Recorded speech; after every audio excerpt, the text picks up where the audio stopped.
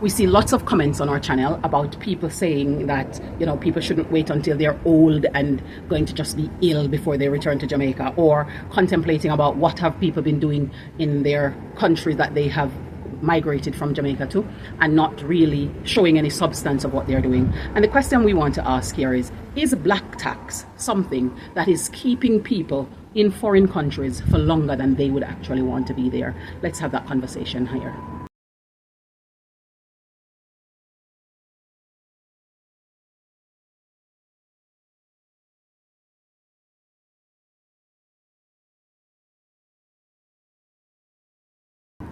Hello, Wagwan, big up yourself, whether you're there yard or you're there abroad. Welcome back to another episode of Life with the Jam Fam. Now, this is a topic that I've been wanting to have a conversation about for quite a while now, and we're now going to be getting into that conversation, and it is black tax keeping people in foreign countries for longer than they actually would want to be there?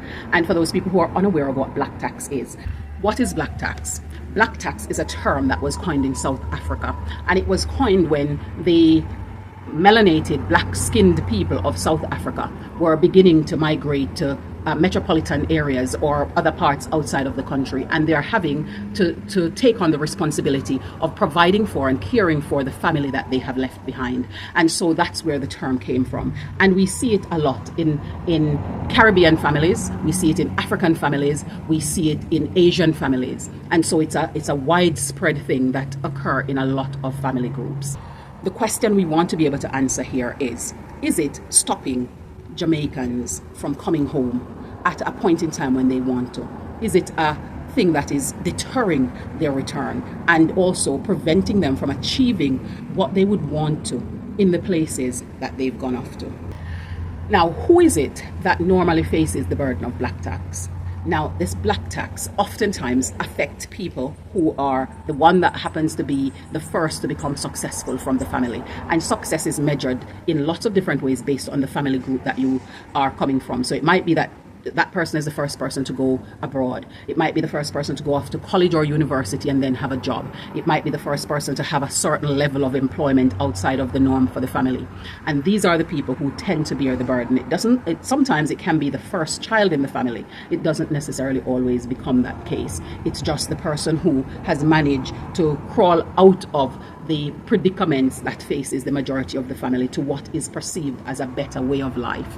And then they are now presented with the duties and the responsibility to take care of those who are left behind and to help them also out of the predicaments that they're living in. Now, why does it affect some groups or ethnic groups more than it does others? A lot of this comes down to the fact that some ethnic groups were placed at a position of disadvantage during colonial time. It also depends on the socioeconomics of the groups or the families that people are coming from. And it also depends on what has been traditional for those family groups. And these predicaments are things that impacts people in that way. Some people who are moving and going abroad, for example, families have grouped up together, sell their lands and their cattle and things like that, just to ensure that they are able to help this person to go off and access this opportunity. And part of them repaying that debt of service to them is by providing for the needs and the well-being of other people who they've left behind. So there's a lot of factors that are involved and at play.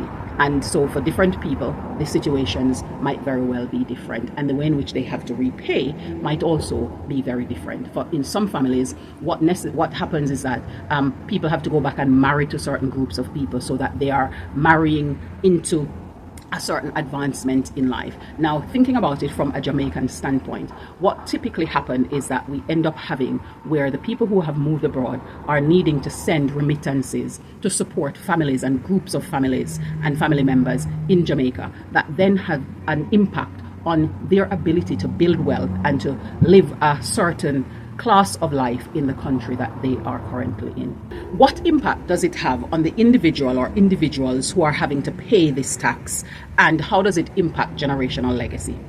Now, when we think about it, you have people who are living in foreign countries and they're working tirelessly and they're sending money back to people who are living in Jamaica to do a wealth of things. And some people in Jamaica have the notion and the idea, and other parts of the world too, have the notion and the idea that streets in foreign countries are lined with gold. Now, the only gold that line those streets fall in the summertime.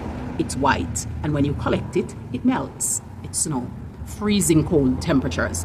Now, living in these countries and having to work and support families in your home country is okay for a period, but when this progresses from generation to generation, it becomes a problem. And I'm going to show you some clips here of a few people who have decided that they're going to be talking out about this practice and requesting that people become conscious and thoughtful of the burdens they're putting on other people, and they become more responsible and accountable for their own development and for their own life, so that they can start to provide for themselves more and depend less on other people to fish for them, but instead going out and learning how to fish for themselves so that they can do more for themselves and for the people that they're responsible for. Take a look.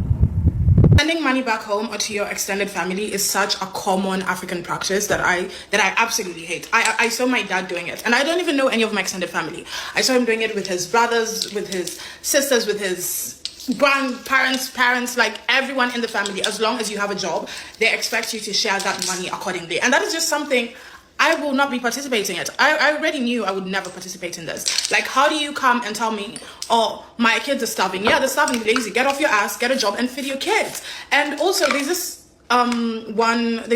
one like extended family member of ours, and she used to ask my dad for money, and she texted me and she asks me for money.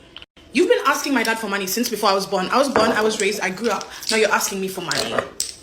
You lazy, I'm not fitting your habits. Well, I'm pretty sure that a lot of people who chose to cut off financial ties towards their families in the Philippines or anybody have pretty much the same reason. And it's more like, that's it, I had enough. So what happened with my families was they have been spoiled for so many years. They receive at least 20,000 peso a month or more if there is an emergency situation. Hey, we're gonna buy them a land so that they have a house to live. We built them a house with 3 bedrooms, and on top of that, it's gated house. Also, well, they have been spoiled like crazy, and we make sure that they eat properly. So we decided to send them money all the time so that they can apply for a passport for them to come here. That way they'll be able to see what it's like living here, or what is the life here. And of course, we thought that by sending them money, we could at least make their life better for being here. And we also thought that it's cheaper for us to bring them over in Canada rather than sending them money all the time every month. So the entire time we were sending them money, but we didn't know that my sister's husband was gambling the money. And on top of that, they never processed their passports. And the reason was, oh, we didn't do it because my kid had to go to the hospital because it was an emergency. And sometimes they would say, oh, we didn't do it because my kid has a school project and we really need to pay for it.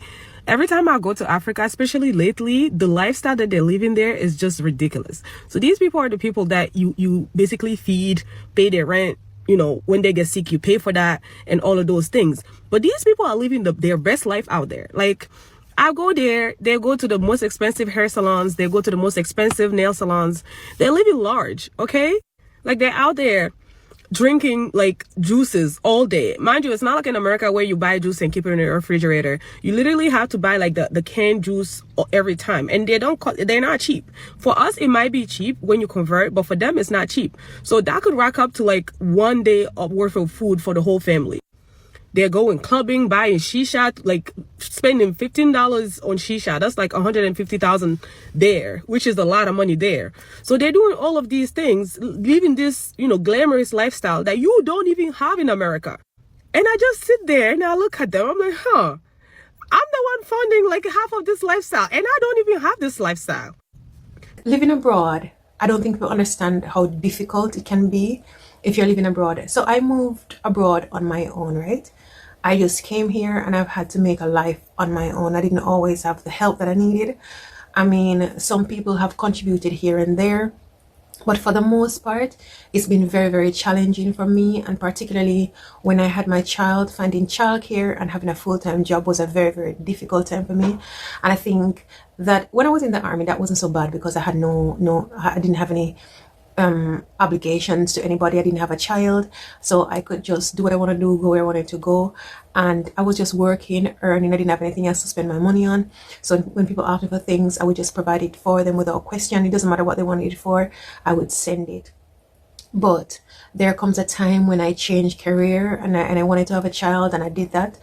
And my priority now is my child. My priority is not to send my money to grown adults just because they ask for it, right? Now, many people are living in foreign countries and they are working shift behind shift behind shift. And what are they working for? Just so they can send the money back to their home country for the people who are there, who are constantly calling and demanding things of them. Some of these people don't even go out. Their cycle of how they live is they work, they eat, they sleep, and they repeat. That's what they do. They have their own bills that they need to pay. Some people are working and sending money to Jamaica, and they don't even have salt in their own houses because they need to send the money, because people in their countries that are asking them have such demand for it that they have to send it to them. Now, if you think about it, supporting somebody with some of their challenges is fine, but being responsible for grown adults is just a burden that should not be placed at the feet of any individual, especially if they're not your parents. And to top it all off, sometimes these people feel so entitled, like it is their right to get it, and if you don't send it, then you're being mean and horrible to them. And they do not understand the predicaments that some people are living in these foreign countries. People are living in foreign countries for years and they've not returned to their own country. And it's not because they don't want to. They're homesick. They can't go back because they don't have the money to put together to pay their fare, because they're constantly having to send money to somebody who is in need of it in the country that they're coming from. And to be honest, sometimes they send these monies to people who said that this is what they need it for, and it's not even being used for that. There are people who are in these countries who send their monies to family members to help to build them a place, so that when they've worked and they're in ache and pain and in their old age, after they've provided for them all that they can, and they are going to come back and have this place that they're going to be living in. And when they come to the point where they want to now see this house, the money is not spent for that. People use it for other things. And they are left with nothing. You know, I saw a video the other day of this lady who is in Canada, and she's at a place now where she's in Canada and she's homeless because she cannot afford the little money she's getting for her pension. She cannot afford to rent somewhere. That's her position that she's in. She's from one of the Caribbean countries. She cannot afford an accommodation. So either she's going to stay homeless on the street, and inevitably when winter comes we know what happens, or she's going to see if she can find somewhere that will provide her with accommodation. This is the predicament that some people find themselves in, because they're constantly providing for the people who are asking them, and they work and work and work, and they have nothing to show for it in the end. And then you find people saying, oh, like Miss Lou's song, Miss Lou's poem, where say you're there foreign and you come back, what you bring back, not even little twang. The reality of the matter is these people have sent so much to this country. In Jamaica currently, the amount of remittance that is sent to Jamaica makes up such a significant part of the gross domestic product of the country. And this is something that is constantly ongoing. And I'm not saying that people who are abroad should not be able to send things back for their family. What I'm trying to highlight is the significant cost it is to some of these people, the things that they're being denied, the privileges that they're being denied because of the fact that they're having to send money to people in Jamaica who pick up the phone and just call them to ask, because that's a way that they can get it done. And they just pick up the phone and call to us. You know, I've heard so many stories of people who've called to say that they need medical care, for example. Meanwhile, they're getting the medical care for free, and these families are sending the money to them to go and pay for the medical care, when reality is they're using the money for other things. You know, they're sending and saying, oh, they have prescriptions to fill. Money is being sent to them to fill the prescriptions. Meanwhile, they go to the hospital and they get the prescription filled for free. These are some of the things that people are putting their family members through, and it's because we're not being self-aware, and we're not being conscious, we're not being emotionally intelligent enough to recognize that we need to empathize with these people, because their lives are difficult where they are. They have bills that they're needing to pay, and they're not cheap bills, and the money that they're earning is not that much to cover all of those expenses. So when they get the money to send, it's not because they have it to send, it's because they're self-sacrificing so that they can send it to their family members back home, wherever back home is. You know, some people are there and they are having to turn their heating down so they can send the money. In freezing cold weather, they're having to dress in extra layers so they can send the money back to their families, wherever those families are. people need to understand that because people are in foreign countries and are sending things back, it's not because they have it to send. It's because they feel as though the way in which you've explained your predicament makes it so bad, it rests on their conscience if they don't. And so they make self-sacrifice just to be able to take the shame away from their families, to send it here to their people, wherever here is. So they send it to Jamaica, they send it to other parts of the Caribbean, they send it to parts of Africa, they send it to parts of Asia. They're making the sacrifice to send it to their family members. So if it is that you are not in those predicaments, give them a break. Give them an opportunity to breathe. Give them an opportunity to live out their life so that they are able to come back here and be able to live their life and experience Jamaica. So there are so many people who are in these countries who want to come home. They can't. They can't afford to come home. They know that when they come, they can't rely on their families. Their families are still going to be relying on them because of whatever perceived ideas they have of foreign and where they're coming from. And so the fact of the matter is, this tax that these people are paying for the fact that they get to go abroad or they get to go to university impacts their legacy that they can leave to their children. It doesn't help families in the fullness of it because they are not growing in the way that they should, because they are needing to spend that money to cater for a wide variety of people. And there are some people who decide that enough is enough, this is how much I'll help and no more. And then they take themselves away and go and spend the time, effort and energy in growing their family and building their family so that their family can become better, so that this whole idea of this black tax can die out of their generation. And it is important that we are conscious of the reality that just as life is hard in Jamaica for people living in Jamaica, life is hard for Jamaicans living in these foreign countries. It's not easy. It's not a bed of roses. And so this black tax is having a dire impact on people. And this is what these videos, these people are coming out and highlighting, that it is something that definitely needs to stop. As to how they are going to stop, that's the next thing that we need to look at. Many people in the diaspora are seeking to either return to their home country or migrate to other parts of the world where they can soak up other cultures and experiences. However, it can be a daunting task to be able to move from one place to the next, especially when it feels as though you're starting over. To support you with this, we have produced a manual, which is a workbook guide to support you in your move. And it is called Your Guide to Relocation, which means you can relocate to wherever you want, and it supports you as you are formulating your plan all the way up to your execution, as well as getting yourself settled wherever you've relocated to. We're also mindful of the number of people who are on work permits or other forms of immigration status, as well as those who are undocumented, and they're also seeking to move back to their home country. As such, we have created a manual, which is a workbook guide to support you in your plans to move back to your home country. And this book is called Your Guide to Repatriation. Both of these books can be accessed with the QR code that is provided next to them for you to be able to purchase a copy to get your plans started. And we wish you all the best in your journey to executing your relocation or your repatriation. I know my hair is needing to be redone now, but Eleona did it for me, and it was looking so lovely and so well done.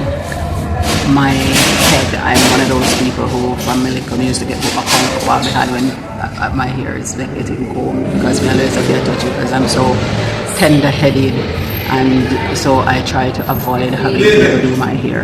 And so she's been wanting to do it for me all this time, and I decided finally that I was going to give her the opportunity. So she normally would help to like part it and stuff like that, but of course she do her own. So I know she could do it, but I just didn't want to have to, you know, have anybody in my head, because I didn't want to. But it turned out brilliantly, and it's lasted me a whole week. So now it's time to go and get it redone. So how was it getting to do my hair finally?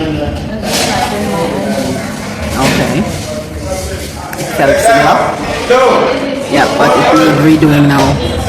So, you want to? I'm not sure about that. I need to think about it. Well, we can have a conversation about it to see what that new style is going to be. Because it's my hair and I want to be sure that the style I'm getting is the style I want. And also, Huh? Oh. Well, I did like it. I thought it was well done. And you did it quickly. I thought it was going to take longer.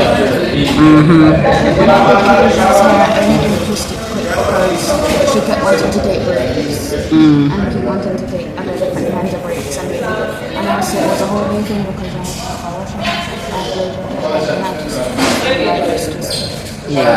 I had just washed it and then you twisted. But the thing, I think Keisha is similar with in terms of the hair, the head, the scalp just feels very tender. So what are you going to do to yours to go back to school on Monday? Okay. But Tuesday is twin day, so I'm going to do one of my tracks. Okay. And you guys have decided what that style is going to be? Well, okay. Well, I can't, from the 90s, okay. I can't wait to see either of the two hairstyles. So you need to bring it on and let me see what it's like. And hopefully there'll be signature pieces like I know you're capable of doing. And I like your power puffs that you have in today. Thank you. And we're just here waiting on our food. We decide that we're going to treat ourselves to a late lunch together, and just to get some time, get out of the house, come out and just relax for a little bit and then go from there. So we're just waiting on our order and hopefully it will be ready soon. Spending time is important.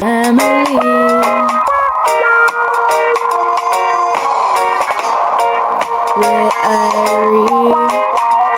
living the good life.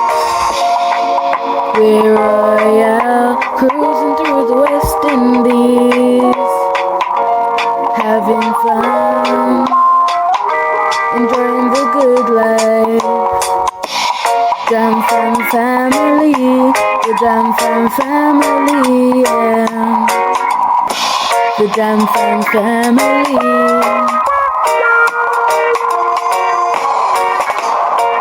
Where I living the good life. We're royal, cruising through the West Indies, having fun, enjoying the good life. Jam Fam family, the Jam Fam family, yeah. Jam Fam, hang with me. Now, bye for now, and we look forward to seeing you in the next video.